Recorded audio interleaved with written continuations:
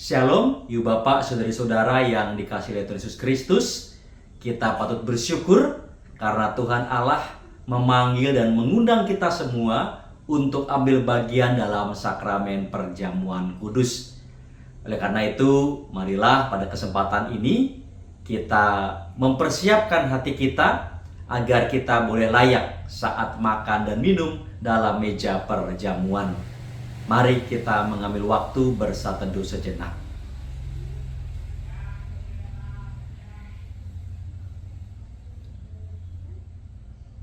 Allah yang penuh rahmat, di dalam keletihan kami menjalani kehidupan ini yang syarat dengan tantangan dan pergumulan, Engkau menyediakan kami kesegaran melalui sakramen perjamuan. Kami hendak menyambut sakramen perjamuan-Mu. Maka pada kesempatan ini kami hendak mempersiapkan hati dan pikiran kami agar kami sungguh-sungguh boleh dilayakkan saat menerima sakramen perjamuan. Di dalam nama Tuhan kami Yesus Kristus, Juru Selamat kami yang hidup, kami memohon. Amin. Ibu Bapak, saudari-saudara yang terkasih, kita akan merenungkan firman Tuhan agar menjadi refleksi buat kita di dalam kita mempersiapkan diri.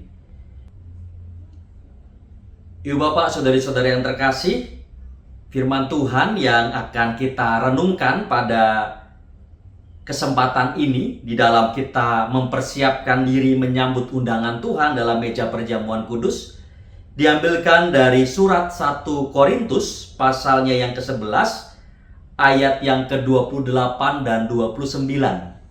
1 Korintus pasal 11 ayat 28 dan 29. Karena itu, hendaklah tiap-tiap orang menguji dirinya sendiri, dan baru sesudah itu ia makan roti dan minum dari cawan itu.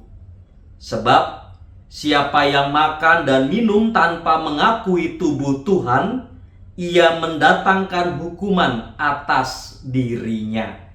Demikianlah firman Tuhan, berbahagia setiap kita yang mendengarkannya dan memelihara di dalam hatinya. Ibu Bapak, saudari-saudara yang terkasih, ada seorang yang bernama Thomas Watson. Dia hidup di tahun 1620 sampai 1686. Dan Thomas Watson ini adalah seorang tokoh yang memperjuangkan kemurnian ajaran Kristen di Inggris. Di dalam sebuah risalah yang dituliskannya, judulnya The Lord's Supper atau Perjamuan Tuhan, Watson salah satunya menuliskan tentang pentingnya persiapan perjamuan kudus.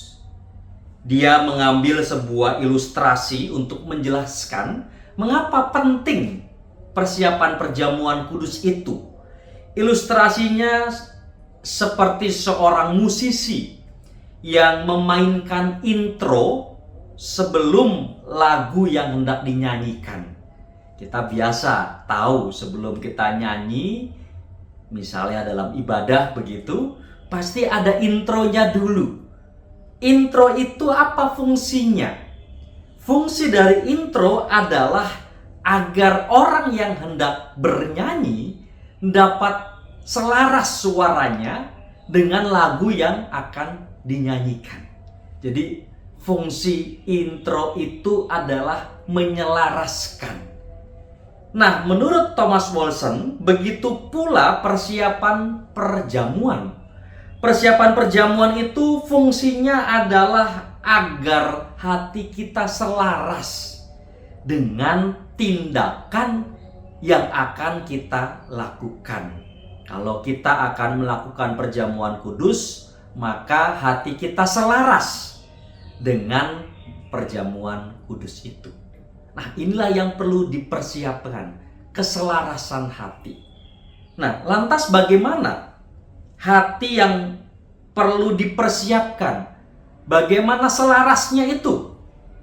Menurut Thomas Watson, ada 10 hal yang bisa kita lakukan di dalam mempersiapkan diri menyambut perjamuan Tuhan supaya hatinya selaras. Yang pertama, kita harus datang dengan hati yang telah diperiksa oleh diri sendiri. Kita harus datang dengan hati yang telah diperiksa oleh diri sendiri. Ibu bapak saudari-saudara, kata Yunani memeriksa itu adalah metafora yang diambil dari tukang emas yang sangat hati-hati ketika dia membentuk emas. Maka memeriksa hati juga perlu dilakukan dalam kehati-hatian melalui pembacaan dan perenungan firman Tuhan seperti yang kita lakukan pada saat ini. Ada firman Tuhan yang dibacakan, lalu kita renungkan dengan penuh kehati-hatian untuk kita bisa memeriksa hati. Satu hal yang patut kita sadari adalah memeriksa diri sendiri itu sulit.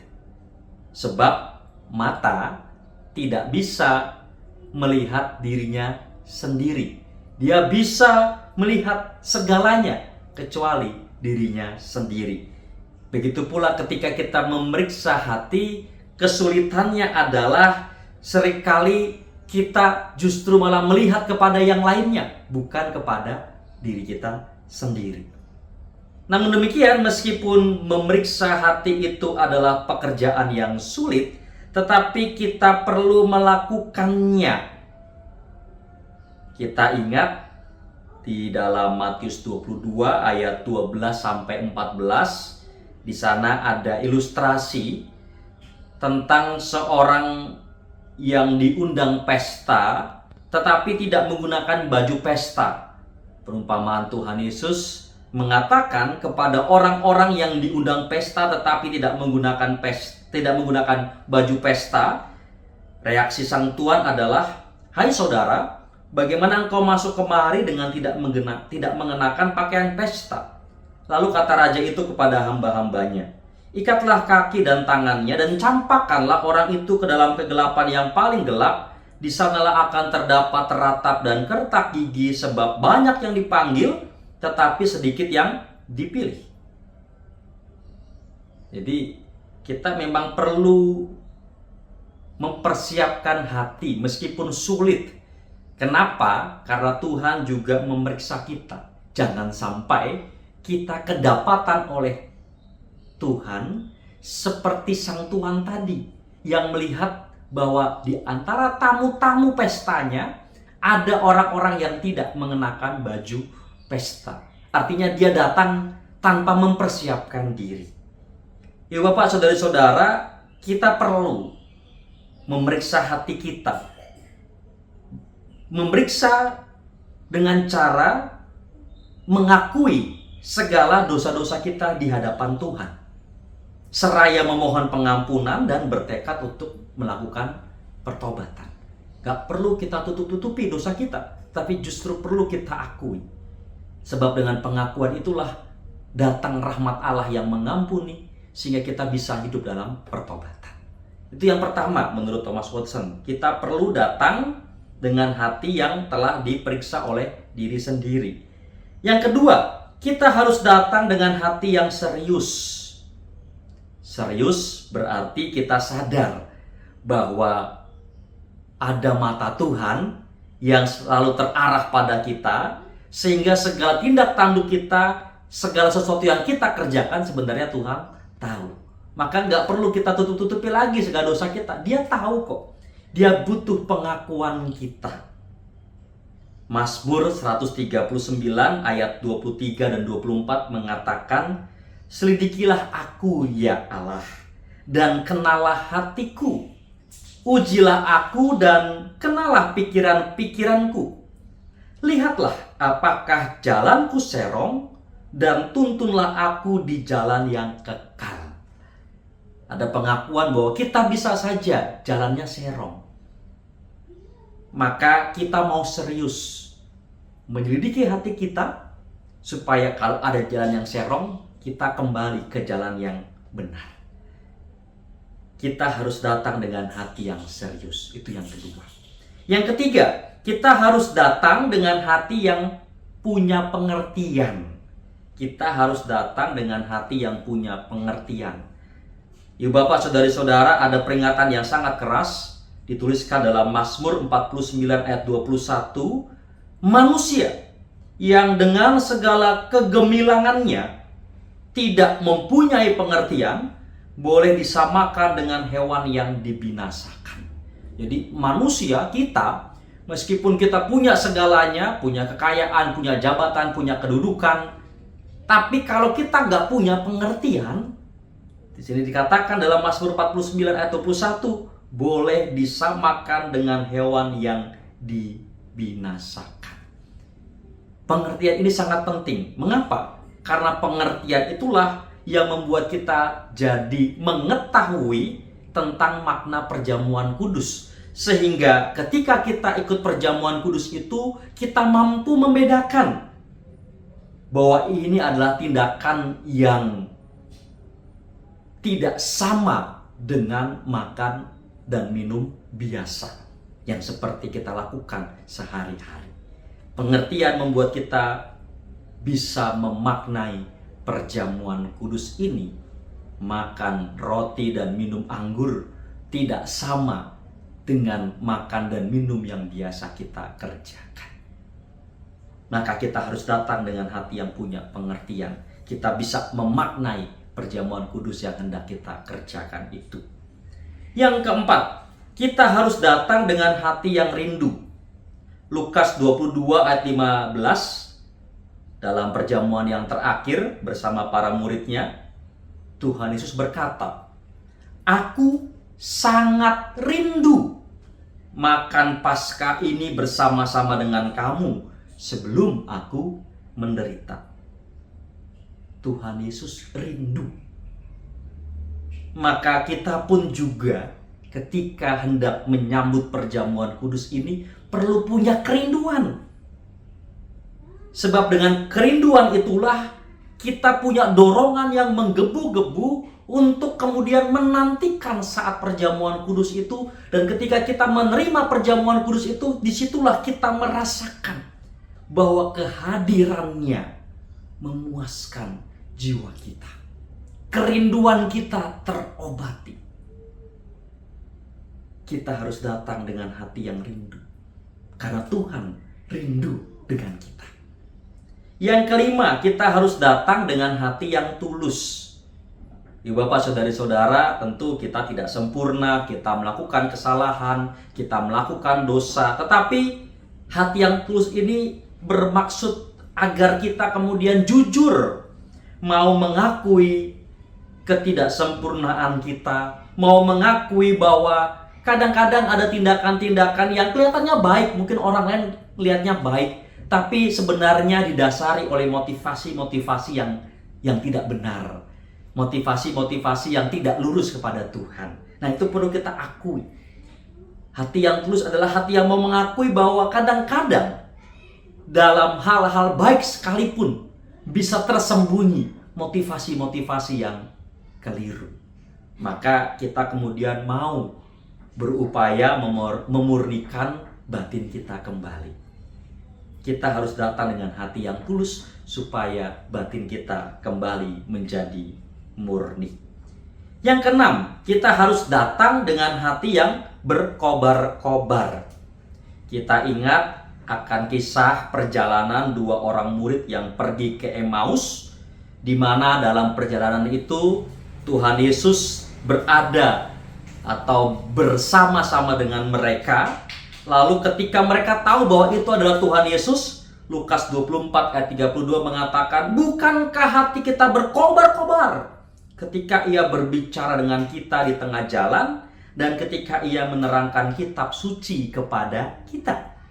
Maka dengan hati yang berkobar-kobar itu, dua orang murid yang tadinya mau pergi ke Emmaus, mereka kembali ke Yerusalem lalu menceritakan pengalaman perjumpaan dengan Yesus itu kepada murid-murid yang lain. Nah, hati yang berkobar-kobar itulah yang diharapkan muncul saat kita menerima sakramen perjamuan, sehingga kemudian setelah kita menerimanya, kita selalu mempersaksikan nama Tuhan. Kita harus datang dengan hati yang berkobar-kobar, sehingga peristiwa perjamuan kudus ini tidak hanya kemudian kita alami dan rasakan sendiri, tetapi kemudian kita mau membagikannya, mau menceritakannya, mau mempersaksikannya. Yang ketujuh, kita harus datang dengan hati yang rendah.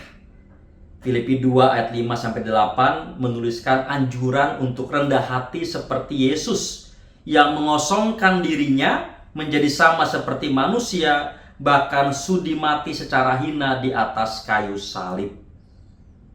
Sakramen perjamuan yang diterima dengan hati yang rendah mengajak kita untuk menyadari bahwa bukan kesalehan kita yang melayakkan kita duduk dalam meja perjamuan, melainkan semata-mata anugerah Allah. Yang kedelapan, kita harus datang dengan hati sorgawi. Apa artinya nih hati sorgawi? Ibu bapak saudara-saudara, hati sorgawi itu artinya adalah hati kita dipenuhi oleh hal-hal yang bersifat sorgawi. Hal-hal yang bersifat sorgawi itu seperti kasih, sukacita, damai sejahtera. Nah, itu hal-hal sorgawi. Sementara hati yang dipenuhi hal-hal duniawi itu seperti iri, dendam, pemenuhan hawa nafsu, kepentingan diri sendiri. Nah, itu yang perlu kita tinggalkan, perlu kita tanggalkan. Jangan kita datang dengan hati yang dipenuhi hal-hal duniawi, tetapi kita perlu mengenakan hati yang dipenuhi dengan hal-hal surgawi. Hati yang penuh kasih, hati yang penuh sukacita, hati yang penuh damai sejahtera. Dan yang kesembilan, kita harus datang dengan hati yang percaya. Kita percaya bahwa Yesus Kristus telah mati, telah bangkit untuk menebus dosa-dosa kita. Kita percaya bahwa hanya Yesuslah satu-satunya jalan keselamatan. Nah, dengan kepercayaan inilah kita kemudian terarah kepada Sang Kristus, sehingga perjamuan kudus ini mengingatkan kita akan keselamatan sempurna yang sudah dikerjakan oleh Tuhan Yesus. Sehingga kita kemudian bertekad untuk memelihara iman sampai akhir. Dan yang terakhir, yang ke-10, kita harus datang dengan hati yang menyangkal diri. Terkadang pencapaian, keberhasilan yang kita peroleh membuat kita kemudian menjadi, bisa dibilang tinggi hati atau sombong. Kita merasa bangga dengan diri kita sendiri. Tetapi kita perlu mengingat mentalitas seperti hamba dalam Lukas 17 ayat yang ke-10. Demikian jugalah kamu apabila kamu telah melakukan segala sesuatu yang ditugaskan kepadamu, hendaklah kamu berkata, kami adalah hamba-hamba yang tidak berguna, kami hanya melakukan apa yang kami harus lakukan. Kita hanya melakukan apa yang harus kita lakukan, sebab segala sesuatu adalah dari Dia, oleh Dia, dan kepada Dia. Bagi Dialah selama-lamanya kemuliaan dan hormat. Ibu bapak saudari-saudara, itulah 10 hal yang perlu kita persiapkan dalam menyambut sakramen perjamuan. Ingat, Allah tidak melihat rupa kita, tetapi Allah melihat hati kita. Mari kita persiapkan hati untuk menerima sakramen perjamuan. Amin. Kita mengambil waktu bersatu teduh sejenak.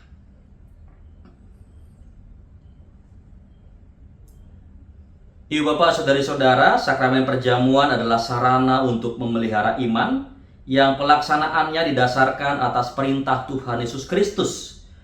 Menjelang Tuhan Yesus Kristus disalib, Ia mengambil roti, mengucap berkat, memecah-mecahkannya, lalu memberikannya kepada para murid dan berkata, ambillah, makanlah, inilah tubuhku.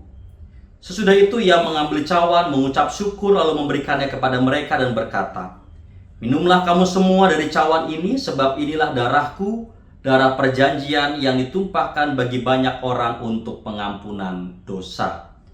Sakramen perjamuan mengingatkan kita orang-orang percaya kepada yang pertama penyaliban, kematian, dan kebangkitan Kristus. Yang kedua, kedudukan kita selaku orang percaya yang adalah anggota keluarga Allah. Dan yang ketiga, kesempurnaan keselamatan yang dijanjikan oleh Allah. Ibu Bapak, saudari-saudara yang terkasih, sebelum menerima sakramen perjamuan, marilah kita menguji diri kita sendiri dengan mengajukan pertanyaan-pertanyaan berikut. Yang pertama, apakah kita mengakui bahwa kita berada dalam kondisi tidak selamat, tetapi oleh anugerah Allah kita diselamatkan melalui pengorbanan Tuhan Yesus Kristus? Yang kedua, apakah kita bersedia bersungguh-sungguh menjalani hidup baru di dalam kuasa Roh Kudus? Dan yang ketiga, apakah kita bersedia menjalani hidup penuh syukur dalam persekutuan sebagai keluarga Allah? Mari sejenak kita menguji diri kita masing-masing.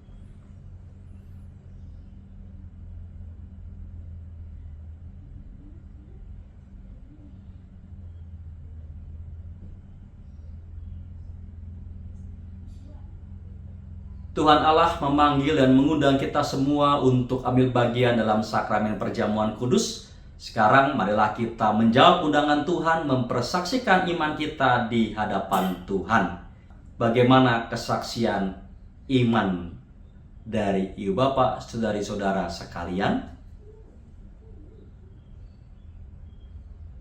Bagi kita yang menjawab siap untuk mengikuti perjamuan kudus, mari kita memohon pertolongan Roh Kudus di dalam doa.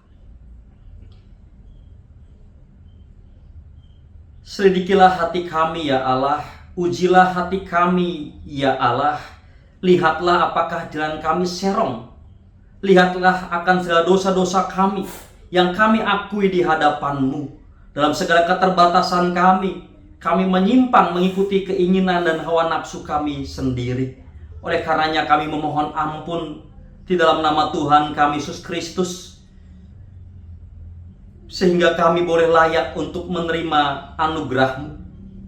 Di dalam pertolongan Roh Kudus, Engkau memampukan dan melayakkan kami untuk ambil bagian dalam sakramen perjamuan. Maka tuntunlah jalan kami, agar kami senantiasa mengikuti kehendak-Mu. Di dalam nama Allah Bapa, Putra, dan Roh Kudus kami berserah. Amin. Demikianlah persiapan perjamuan kudus kita pada kali ini. Selamat menyambut sakramen perjamuan. Tuhan Yesus memberkati.